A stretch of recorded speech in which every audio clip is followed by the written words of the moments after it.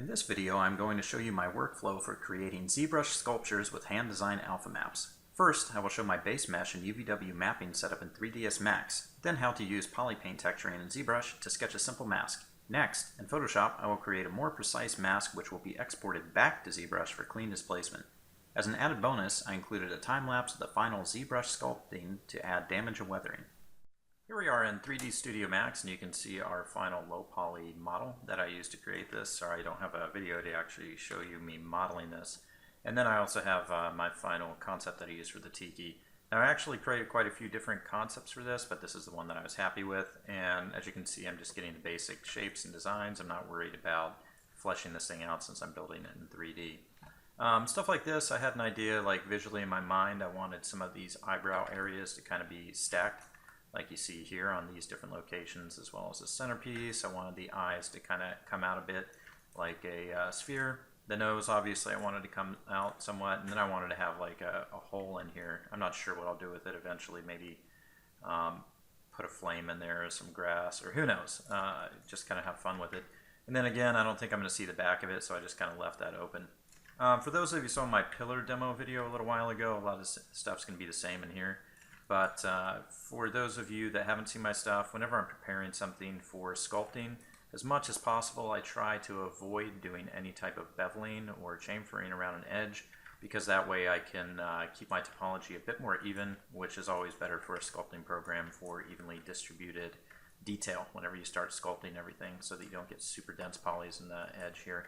The other thing I do too, for those of you who see my workflow, is I use a lot of edge creasing workflow, and basically what that means is I'll select edges that I want to be hard to save some shape, and then down here I put like a crease of 1, and then areas that I don't need to have them hard, I just leave it a default of 0. And you guys probably remember seeing that on the column, but here again I'll kind of demonstrate. If you add a turbo smooth on top of that, the first level of turbo smooth is going to respect creases, so stuff like this where I had that crease here, it'll respect that. Keep that sharp. It still allows it to subdivide around those edges. However, make sure that the topology doesn't smooth out around this edge. Now, if I didn't have the smoothing on there, let me show you what happens. Or actually, I'll just turn this down to 0. I'll add another on top. And if I didn't have all the creasing, this is kind of what would happen. And obviously, this is way too soft. It's going to be weird if we take it in to ZBrush and start sculpting on that. So anyways, yeah, that edge creasing workflow, I usually use that. And then I do like to have a little bit of softness on the edges, so I'll usually add one more turbo smooth on top, which then will ignore the creasing of the asset. So the second one will ignore it, and the first one respects the creasing. And then at this density level is what I will export to ZBrush when I'm ready to sculpt on it. But all these kind of designs are in here. That's, you know, I like to have a lot of precision control over these designs. I don't want to hand model them in here because it's just going to take too long, but also too I don't want to just sculpt it like that in ZBrush because it's not going to be super accurate. So what I always do is, if I need to have this kind of accuracy, I actually lay out really nice UVs for my model, and in this case I'll show you what I've got here.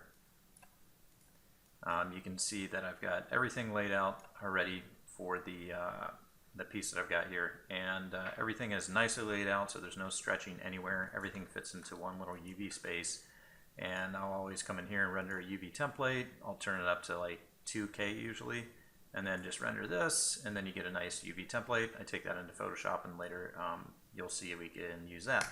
So let me just close these. I'll close this.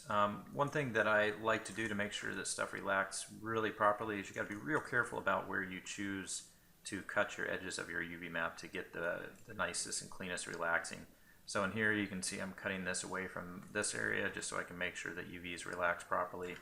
Down here, just like if you had a cardboard box that you're folding, and that's the way I like to think of it, cut where the edges would be in real life on something. So since I cut here, this allows this to kind of relax out easily this way and this one this way.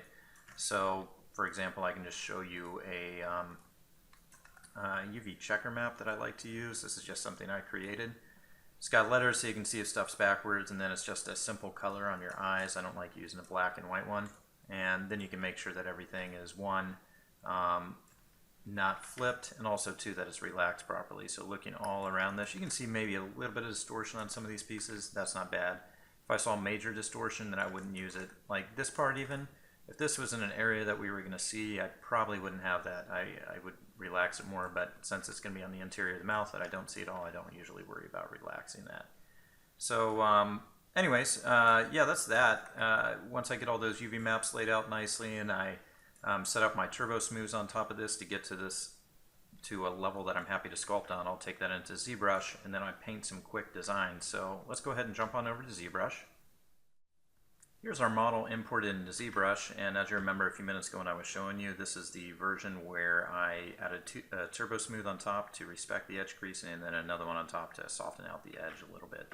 And the first thing I'm going to do in here is I'm not going to sculpt. I don't want to sculpt, I actually want to paint. So I'm going to click up here to RGB mode, I'm going to turn off add, and then I'm going to come under here to polypaint and make sure that colorize is enabled. By default it won't be on, so turn this on. And then basically I'm just going to start painting in black. So I just need to make sure that these are switched because this is the active color over here. And then now I can start painting on top of this object. And since we have UVs on this, we're going to be able to export whatever design we make after. So basically, like, I know I'm not going to get something that's really accurate in here when I'm painting the design, but that's fine because I'm going to clean it up in Photoshop later. I'm going to use this see-through mode right here to look underneath to 3D Studio Max. You remember that we had that design over here, and then I can just come here and kind of eyeball this, like, oh, let's kind of draw a design that follows this basic pattern. And the thing that's nice about this is I'll be able to export this onto that UV template and know where all these pieces sit. So you get the basic idea. Usually I would do a lot more accuracy on this. I'm going to take a lot of time playing with different designs, and I think in here actually, as I start working on my 3D model, I start experimenting around. You know, maybe I start doing like a different design here, something I think that'll flow kind of cool. I usually look at a lot of reference images. I think I've got a couple nice Tiki reference images. And reference. It's all about reference. And yeah, just kind of find different shapes that I like, and I won't use this as a mask right now because obviously this would not be very accurate if I wanted to sculpt with, but you'll see something pretty cool here in a few minutes. So I'm just going to turn off see-through mode, and what I'll do is I'll show you the completed production painting that I did for this in ZBrush. I have it hidden on this other layer. So this is what I actually came up with. I just experimented a little while and then painted different designs. And again, as you can see here, we wouldn't be able to use this in production, but now we have a really good idea of a cool looking base that can eventually become a sculpt. So whenever I had that, that's whenever I export that map. So if we come over here underneath the texture map section, not the UV map, texture map, let's expand that. All you need to come in here and do is click underneath the create section, make that come down and do new from polypaint, and then now you see it actually makes a map in here, and if you look closely you can see that this actually has our polypaint stuff on that little icon, which is a representation of our UVW map. So now what we want to do is take our Z plugin tool. I've already got it open up over here, and that'd be this one. And then you expand the multi-map exporter over here, and then let's click on texture from polypaint because we're going to export this so that we can use it in Photoshop. Choose whatever size you want. I'm using 2K, and then you just say create all maps and just give it a name. In this case I'll say polypaint, and TIFF is fine. Save that out and you'll see it kind of doing its gig and it exports it out. And now let's check that out in Photoshop. Let's hop over here. Here we are in Photoshop. And just so you know, guys, I've already set up a lot of this because I don't want to waste your time by opening things one by one. And this is the exported polypaint that we had in from ZBrush. And everything's there. You can see all the different little shapes that we had, and of course it's like basic representations of what the shapes are. And it's all done to our UVW map template that we exported earlier. For those of you that are familiar with my process, you'll know that I take that exported UVW template from 3D Studio Max, and then I'll bring it into a scene. I put this at the top of my PSD for anything I'm doing textures for, and then I'll take that normal area, I do Control-I to invert this, and then I'll turn this into a multiply so that I can see that wireframe if I want to for my UVW template and know where I need to put detail. I'm going to go ahead and hide that, and then we have our ZBrush paint mode that's in here. And I'm just going to kind of fast forward and show you what the final design ended up looking like.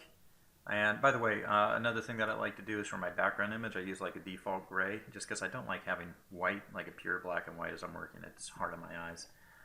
So you can see in here where I've got the nice, really clean lines. And what I did is I used some precision tools I can show you in a second in order to create those. And I have two different masks. I have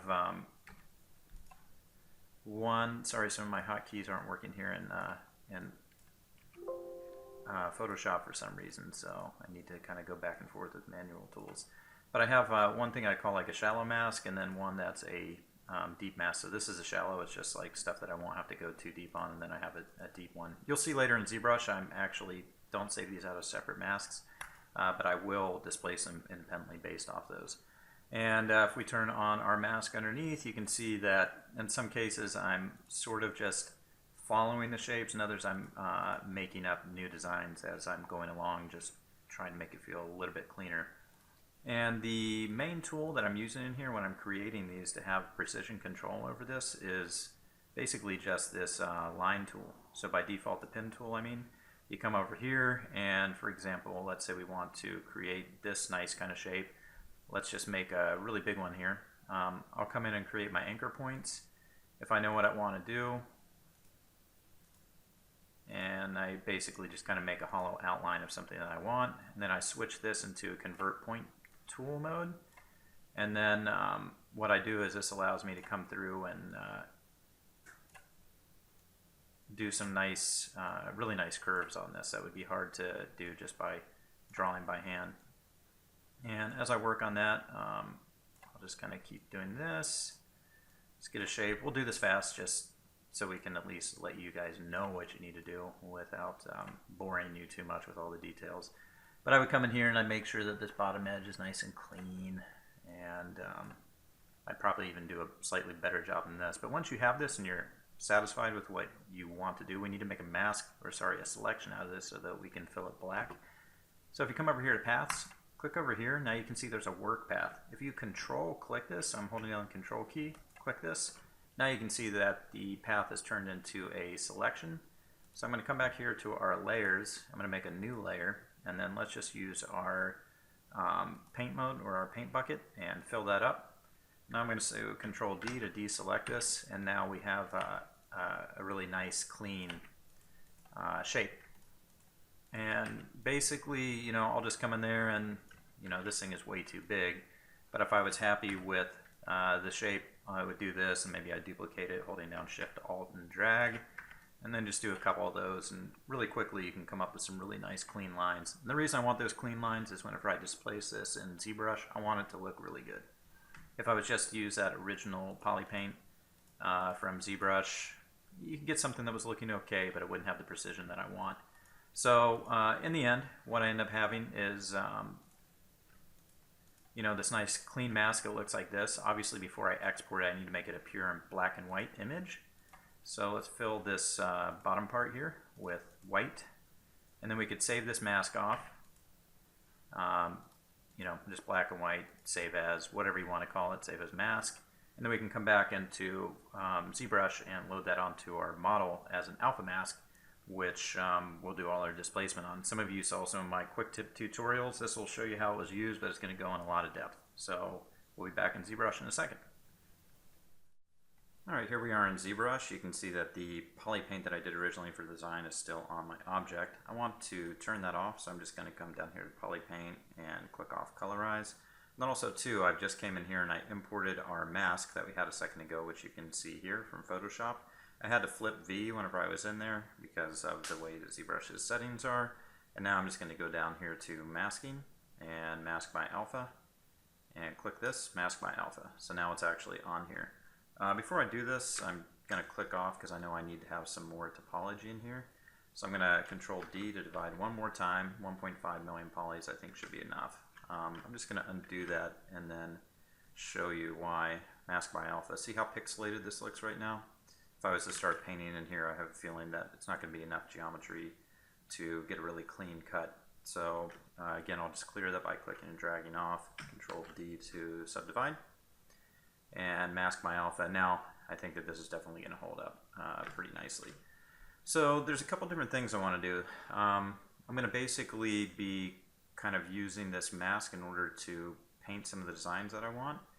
And in order to do that, I wanted to decide some areas where I wanted to cut really deep, such as this triangle area here, the eyes, this area here, and also on the bottom, and then areas where I don't want to cut as deep, such as the forehead, these squiggles here and here, as well as the teeth.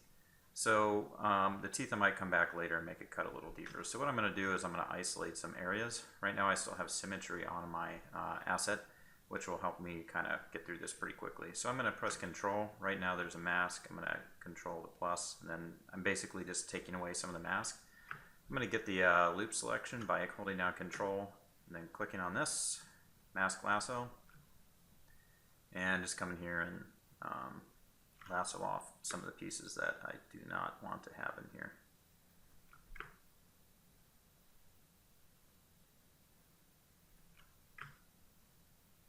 And this does respect back facing, so I don't have to worry about something on the back not being selected. Okay, now these are the areas that I want to do a deeper displacement on, and the thing I love about doing the masking is I can get a really accurate deformation. Just going under here on the deformation panel, and I use this a lot, the inflate and inflate balloon. So I'm going to click this, and I'm going to put a, I guess maybe like a -8, hit that, and then now you can see that the design's actually cut in nice and deep into our design. So I'm just going to kind of click and drag off there, and then now already we have some nicely inset deep cuts into our piece. And you also notice too, since we had the slight fade on the edge from our Photoshop design, also the geometry through here is still quite nice. So I'm going to go ahead and load that alpha again. Let's just see if this works. Mask by alpha. Nope. So you need to make sure that there's an alpha activated in here. Let's just click that same one again and mask by alpha. So now we have everything done again, and this time I'm going to kind of invert that mask setting that I had a second ago for the Tiki. And I'm just going to make sure we don't have any of the deeply cut pieces this time.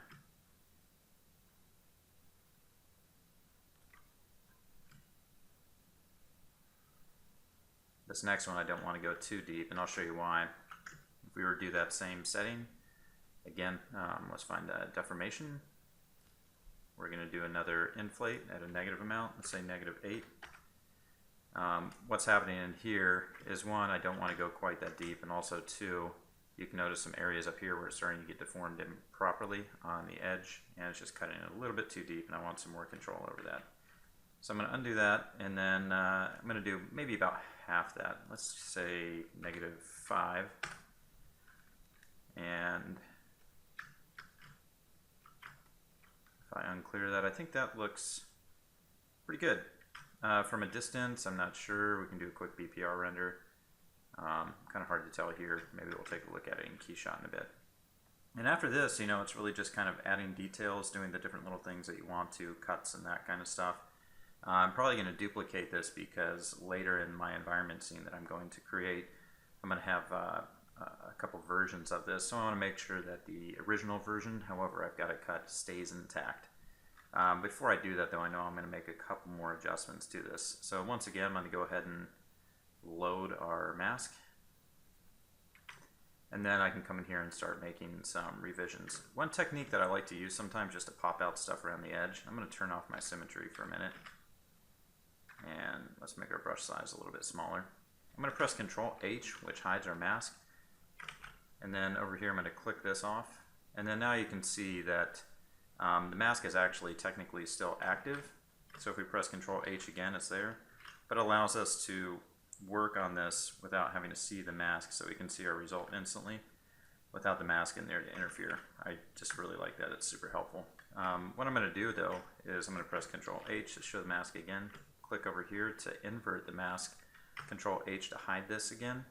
Or actually I won't at the moment, but sometimes what I do, like a little trick around edges like this, is I'll come through and then the areas where I've sculpted out, I'll just pop the edge a little bit. And what that does is it'll give like a little bit of a light on top of this area that's right here on this section, make it feel like it's really popping out nicely. Because the thing about displacement and seeing stuff from a distance or from wherever, it's all about exaggeration. So I always like to give things a little more oomph to it. So even right now, if I was to come away from that, you can tell there's just a little bit something more to that. I'm going to go ahead and undo those though, because I can totally do that with symmetry. And by the way, for those of you who aren't familiar, you can just press Control Z and hold it down, and it goes through a whole bunch of undos at the same time, which can be pretty useful to get through stuff quickly. You can see through here, it can take a little while sometimes. So what I'm going to start doing next is adding more detailing, popping out some of the edges, things like that, and then starting to break things up a little bit. So for those portions, I'm just going to kind of speed through this video. Okay, well, the next 8 minutes or so is going to be a sped up time lapse of me adding some damage and weathering using a lot of the standard tools in ZBrush to this Tiki. Again, I just want to say thank you guys very much for watching this and taking the time to watch this. And if you're interested in seeing this and more, be sure to subscribe to my channel. And on that note, I'm just going to let it run. Thanks again. Take care.